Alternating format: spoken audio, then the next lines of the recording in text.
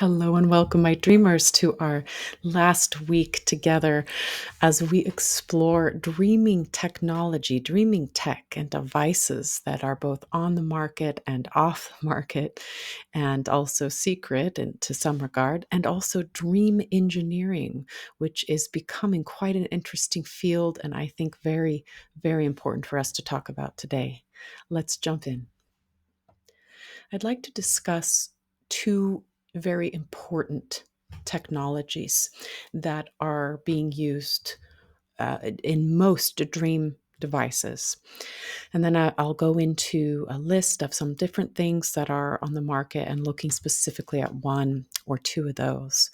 First, I want to explore the TACS, transcranial alternating current. This is one of the most actively researched and promising tools in dream studies and engineering, especially for inducing lucid dreams, modulating sleep architecture, or in other words, dream engineering, and enhancing memory consolidation while you dream. Unlike TUS, which we'll be looking at, which uses sound waves, TACS uses weak electrical currents applied to the scalp to entrain brain oscillations at specific frequencies. So, this is not a tool that is used for measuring brain activity during dreaming. This is a tool for modulating.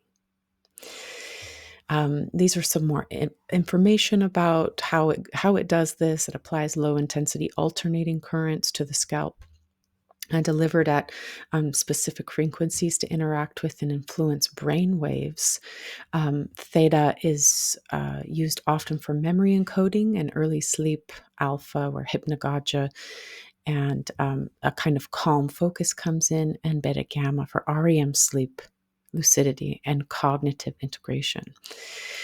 So some of the aspects of this, when used in lucid dream induction, there was a breakthrough study and featured in Nature Neuroscience. They applied 40 hertz TACS gamma band over the frontal cortex during REM sleep.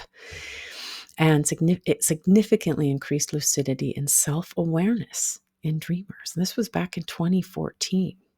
So it's been almost 11 years since that. Subjects reported dream awareness, volitional control, and metacognition, which we've explored before. The key quote from this breakthrough study was, "This demonstrates causal involvement of frontal gamma band activity in lucid dreaming." And this is very important because it's important that we understand how the brain works. The gamma is a more alert frequency. And so while we're lucid dreaming, if we can apply that hertz to and time it to when we're in a REM sleep, this is going to be very beneficial. For those of you interested, this is not the same thing as binaurals.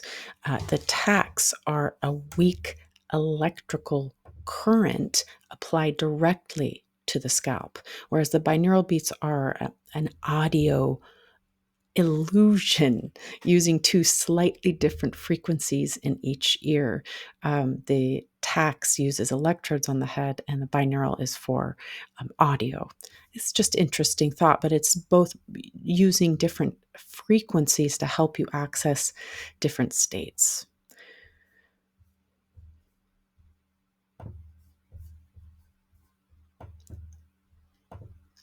It's also used for memory consolidation and targeted reactivation. So it's been used to boost memory consolidation during deep sleep. Very interesting for those of us doing memory work.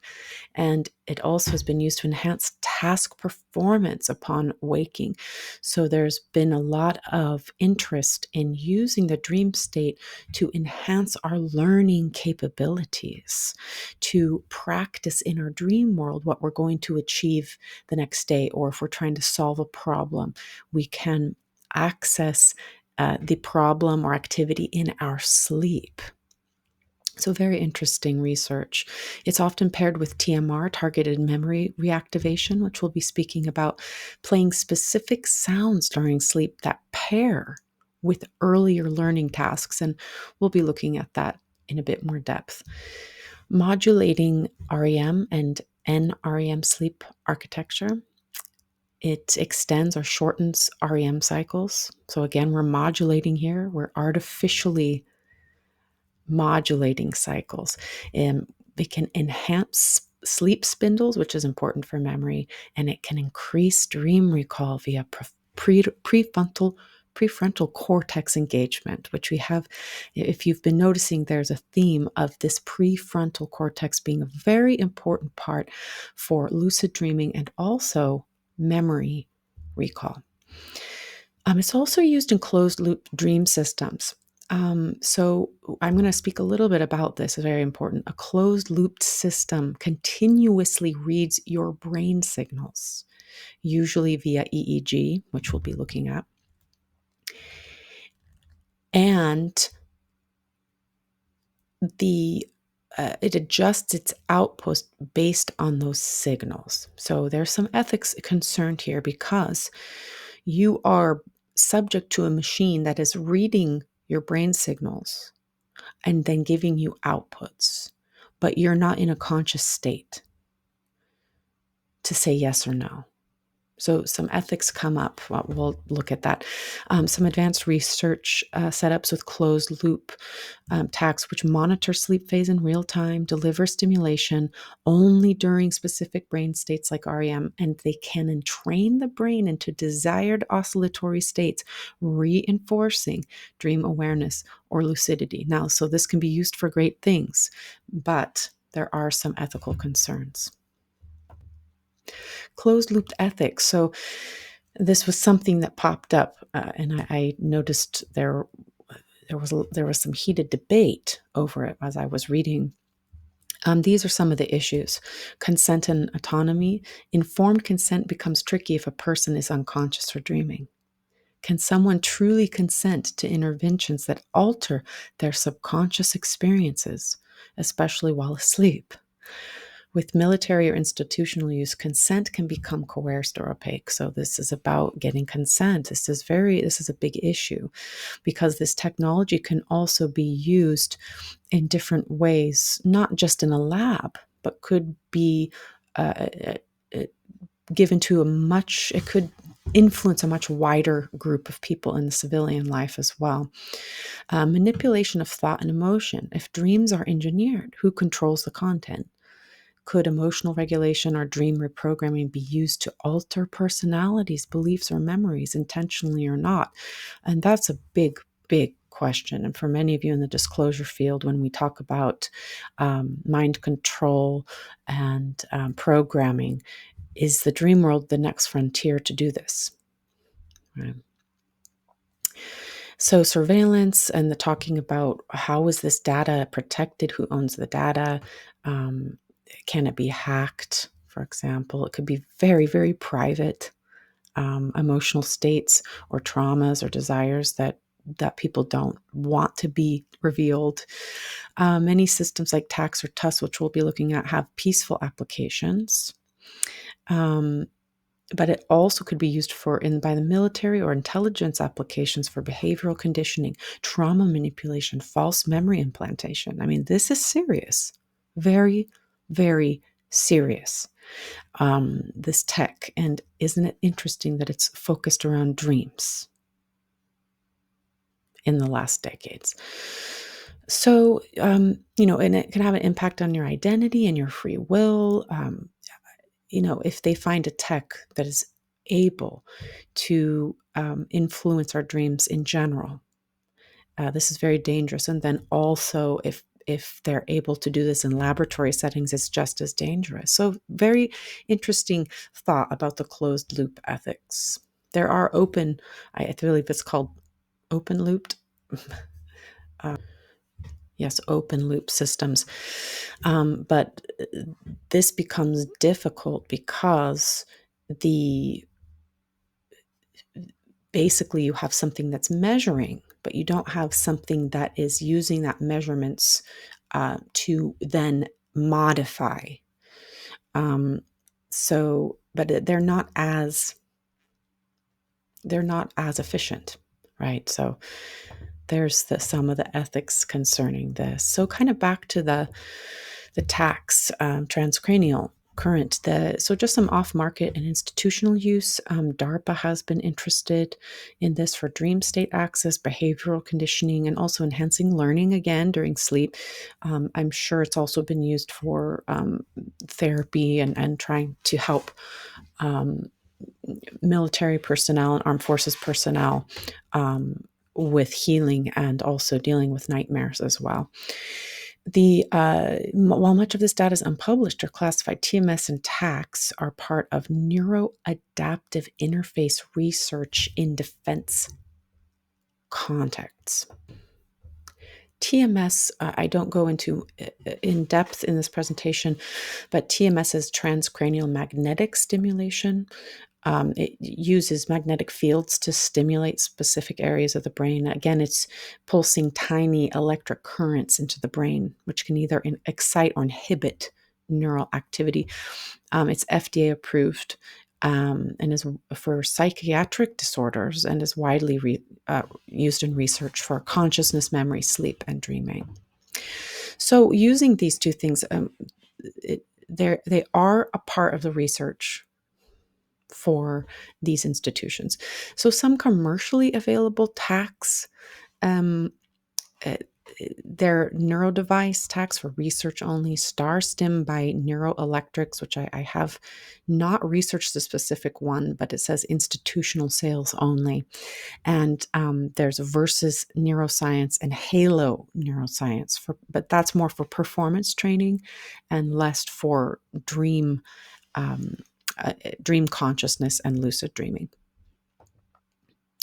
So EEG is a very, very important tool for measuring brain activity while dreaming.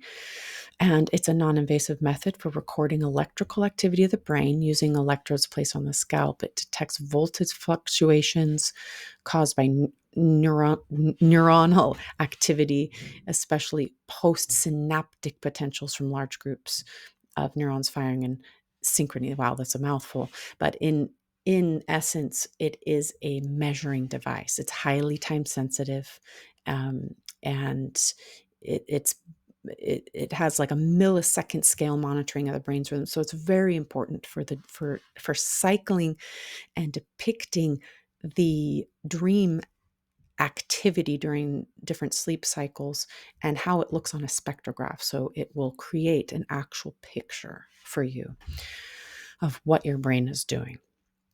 So just a comparison of EEG, which is I need to know how to pronounce that because it's a beautiful word. Electroencephalography. What a beautiful long word. The difference is that it measures brain activity. And in TACS, it modulates or influences brain activity. An EEG is passive, TACS is active. EEG records electrical signals from neurons. TACS sends weak electrical currents to the brain. EEG detects sleep stages, REM, lucid dreaming, and memory replay, while TACS enhances or induces sleep states, lucidity, or memory consolidation. So the data type is frequencies, waves that are measured, whereas TACS or artificial currents are used to entrain the brain into a specific frequency. Just a little bit about off-market classified tech. The TUS is also a big center of research, a big tool for research right now. Transcranial focused ultrasound, which uses low intensity ultrasound waves to modulate neural activity. So again, this is a modulatory. It is changing. It is artificially manipulating the brain while you sleep. So it can non-invasively target dream structures and which are otherwise inaccessible to techniques like TMS, which we just looked at. It is generally quiet, non-thermal, and can be integrated into, again, the closed loop systems. DARPA has used this in neurocognitive enhancement, intention modulation, and even emotional state regulation. I mean, the implications of this are very profound. The Subnets program explored ultrasound for treating PTSD, depression, and to combat stress. So that is a wonderful positive. And UCLA, Yale, and MIT are the different institutions that have been exploring TUS. And they modulate hippocampal activity during sleep, enhance memory consolidation via slow wave sleep induction, and it can also, and we'll be talking about this, interrupt nightmares by inhibiting certain activities within the brain. So there's some importance there, which we'll be looking at. These are some of the studies recently that I wanted to point out, that TUS can alter decision-making behavior. Okay, so that's even deeper. Before they had said emotional states, we can help you process trauma, PTSD, but decision-making behavior. Really interesting. You have to look at why would someone want that, right? As you have to look at it on this with a sideways eye. It's also modulated thalamic activity and influence arousal states in sleeping mice. So it, again, is stimulating certain parts of the brain, and it can affect mood-related circuitry in humans. And it can also influence sleep, dreaming, and executive function. So in the case of dream engineering, so when we're talking about dream engineering, we'll look at that in a little bit. I mean, in theory, TUS could induce lucid dreams, suppress nightmares, and enhance hypnagogic suggestibility by targeting the default mode network. So we'll be looking at all of that in more depth. These are a very generic list of some of the tech that is out there, and we'll be looking at a couple in detail. So there are guided audio and hypnosis tracks. I'll kind of let you read some of these different things that are available. Some of them use EEG controlled systems, but if I'm correct, they would not be using TACs or TUS. They wouldn't be using anything to manipulate your brain, but they may be able to read your brain waves, some of them. There are app-based technologies. So these are going to be largely timer related to help you wake up when you need to, or play certain sounds or hypnosis script for you during certain times of the night. And there's also there's reality testing reminders. Also, so now here's the neurostimulation and research devices. So we already looked at TACs, and there's a couple studies there which use 20 to 40 hertz gamma frequency to trigger lucidity. Again, very, very important, very interesting. And the result of that, 77% of participants became lucid. I mean, this is nothing to sneeze at, something to really think about. There are EEG-driven systems, and we'll be looking at ZMAX. And this really measures with high precision your dreaming cycles.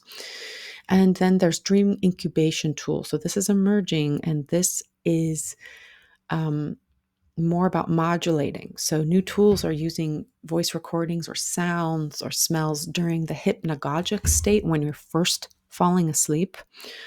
And we'll be looking at MIT's Dormio project. And it basically can influence your dream content. So it can program your subconscious mind. The implications are very big, very big.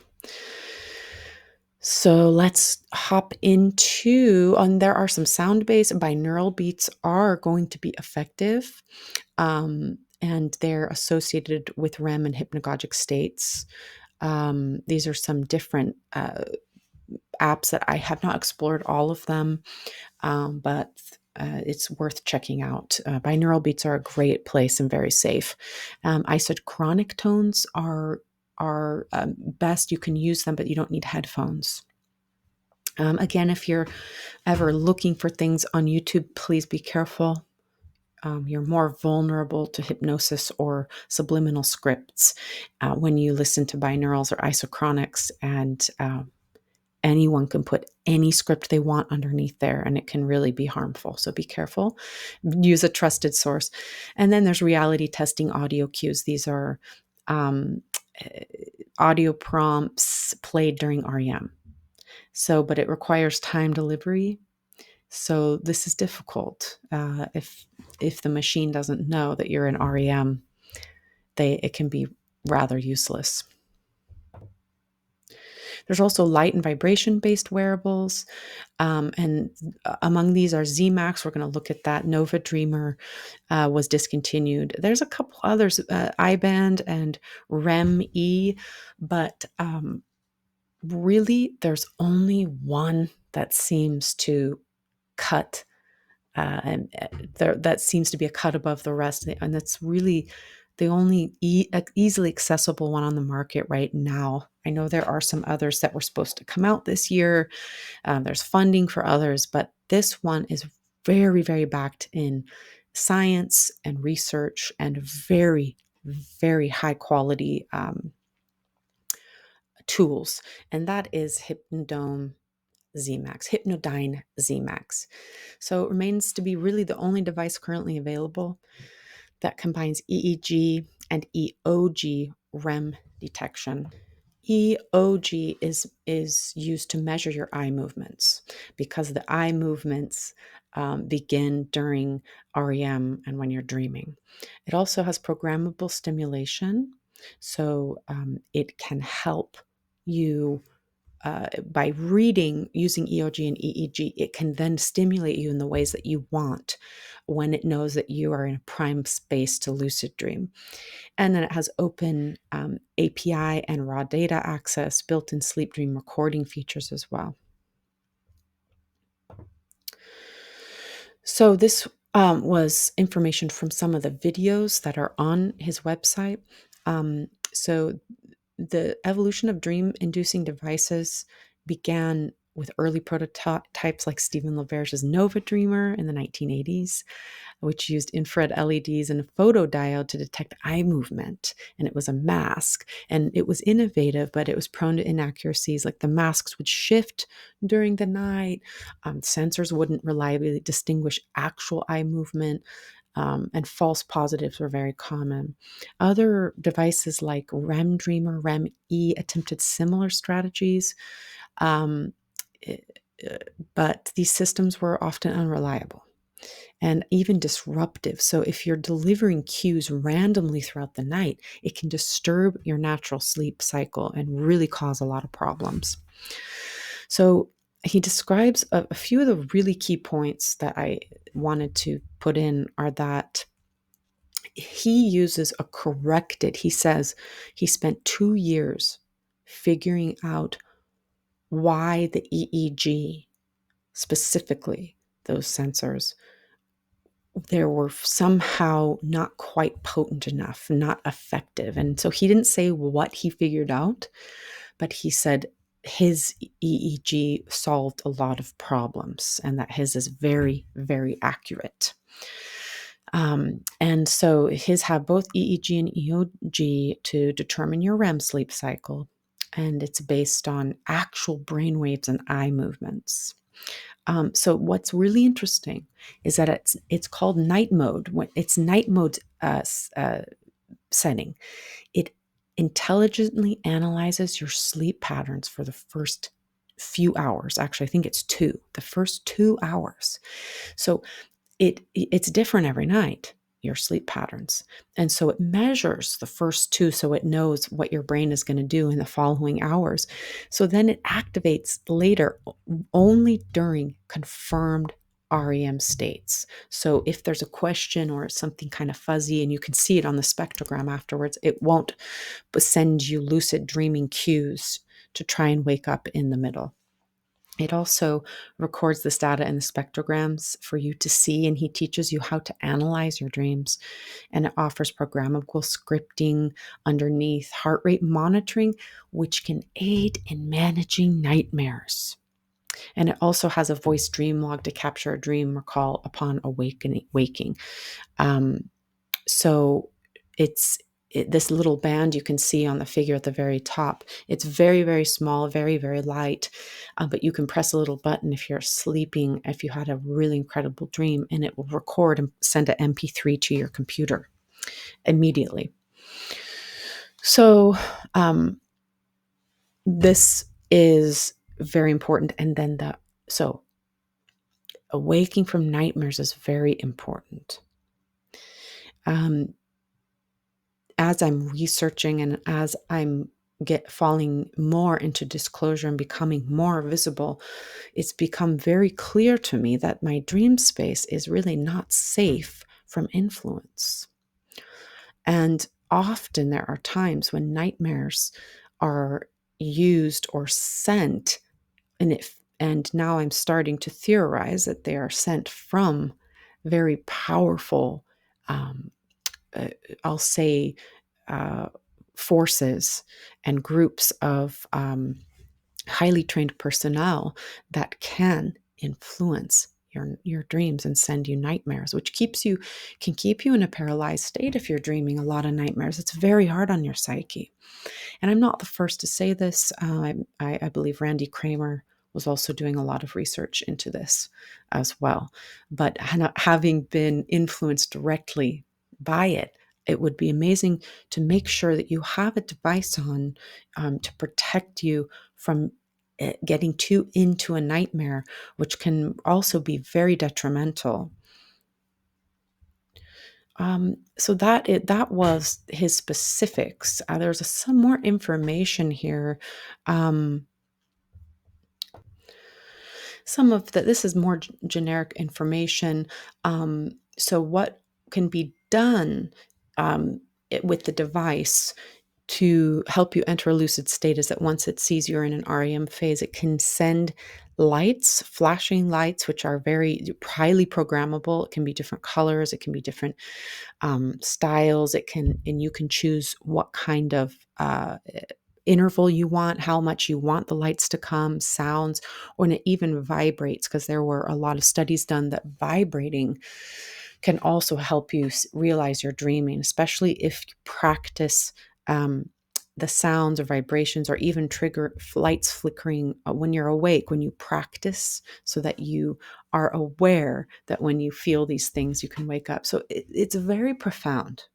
So it's not tax, and it doesn't have tax or tuss to modulate things for you, but it's a safe and reliable way to practice your lucid dreaming. And it's one of the best on the market. And I believe it's about on the market 1,000 now, but what an incredible device if you really want to expand your consciousness. I wanted to jump into MIT Dorio Dream Incubation Interface, which is part of a bigger Dream Lab. I'll have to find I think the information's on the next page. MIT has a very well established dream laboratory. So in the MIT Media Lab, there was a study. It was called Dormio, Interfacing with Dreams for Creativity and Memory Augmentation. So the reason I'm featuring this, it's not for sale. It is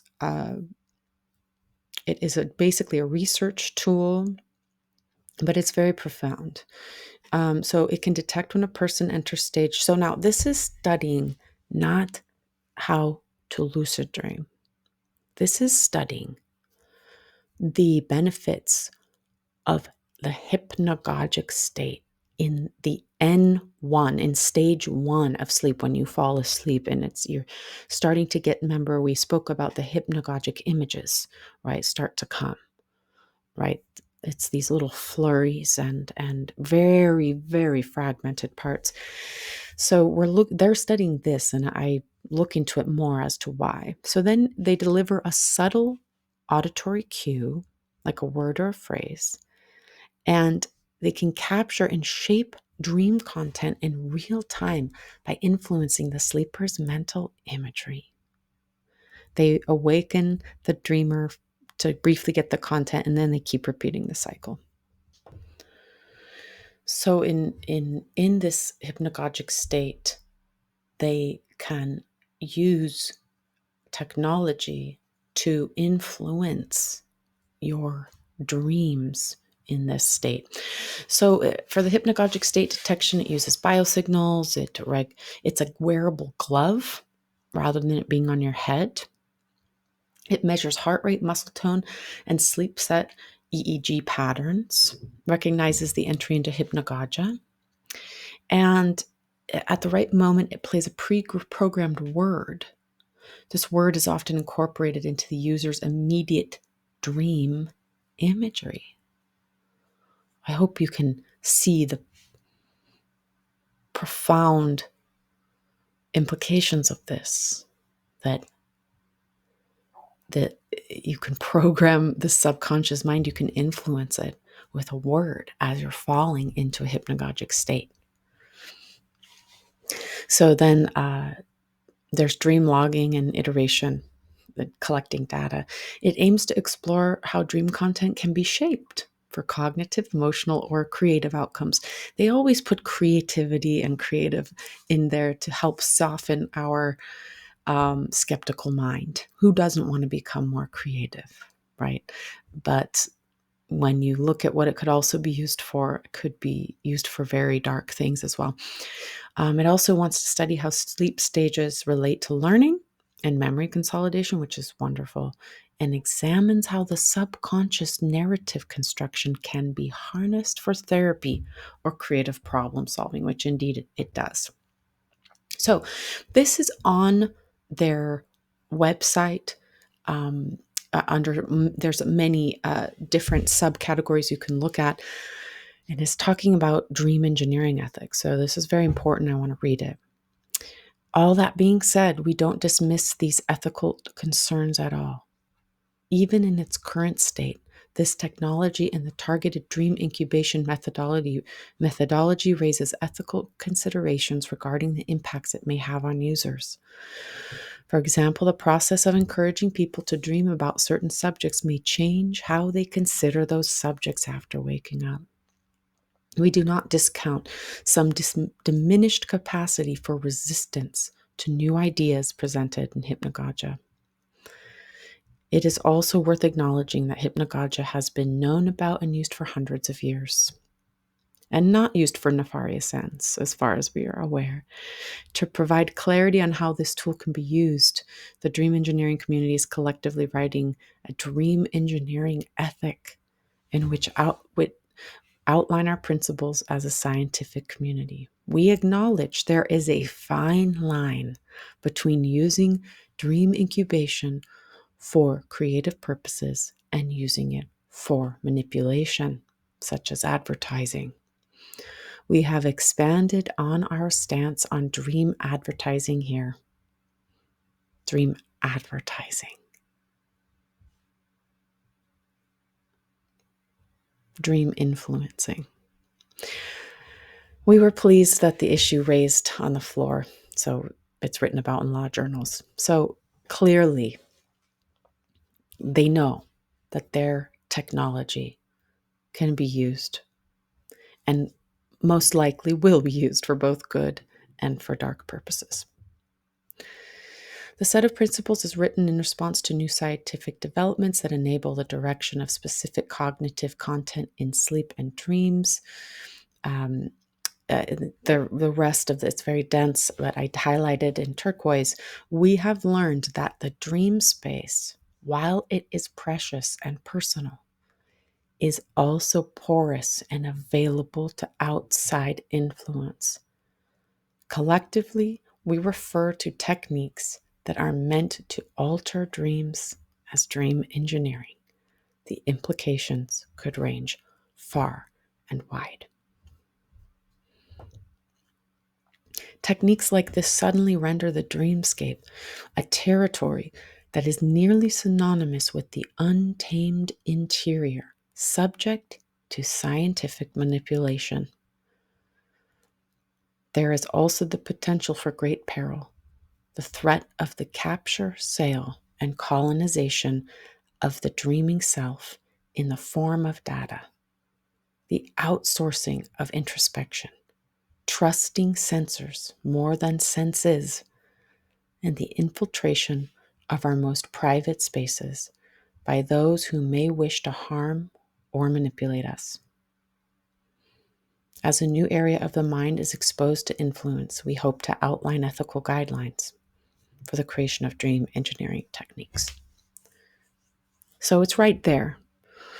I haven't been able to find any paperwork or any groups that talk about the ethics of dream engineering.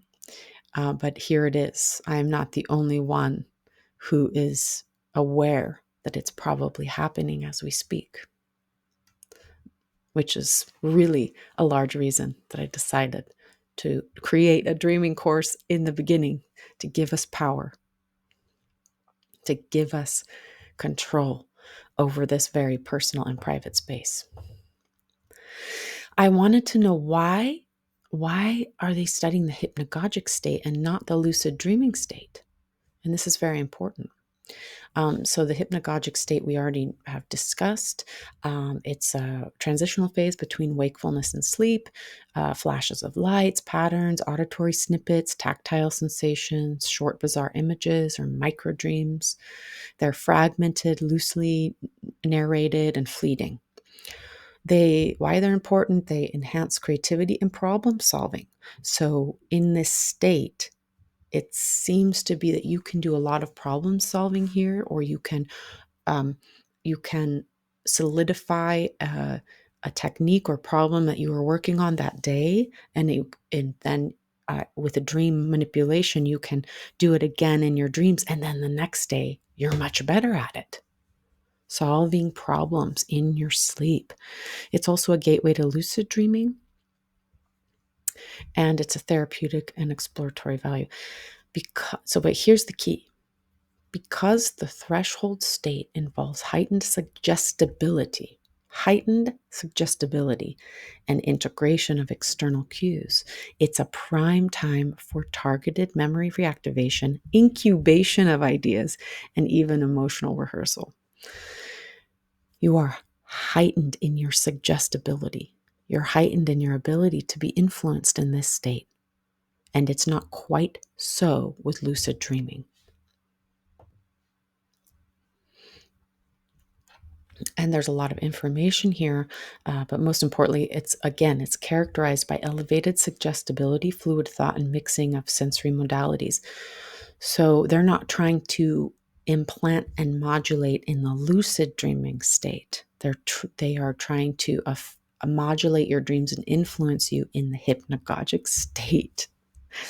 So the hypnagogic states enable a gradual shift into dream consciousness without losing awareness. It's ideal for entering lucidity. So again, it's a way to enter lucid dreaming, right? But it's very different. External cues can be delivered and are more likely to be integrated into dream content, just like in the Dormio. This is very important. It turns out that the lucid dreaming you're not quite as easily susceptible to being influenced because you're highly aware. You are awake when you are lucid dreaming. You are aware that you are dreaming and you have a force field of awareness around you. In the hypnagogic state, you're kind of in between worlds.